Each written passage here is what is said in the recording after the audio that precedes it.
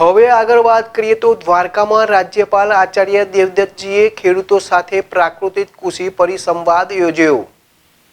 દ્વારકા જિલ્લાના ખંભાળિયા તાલુકાના ધંધુસર ગામે રાજ્યપાલ આચાર્ય દેવવ્રતજીએ ખેડૂતો સાથે પ્રાકૃતિક કૃષિ પરિસંવાદ યોજાયો હતો।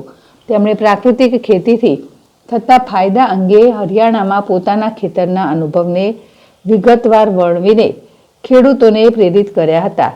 રાજ્યપાલે જણાવ્યું હતું કે આપણે સારું સ્વાસ્થ્ય જાળવવું હશે તો સ્વાસ્થ્યપ્રદ ખોરાક લેવો પડશે। સ્વાસ્થ્યપ્રદ ઉત્પાદન પ્રાકૃતિક કૃષિ દ્વારા જ પ્રાપ્ત થશે।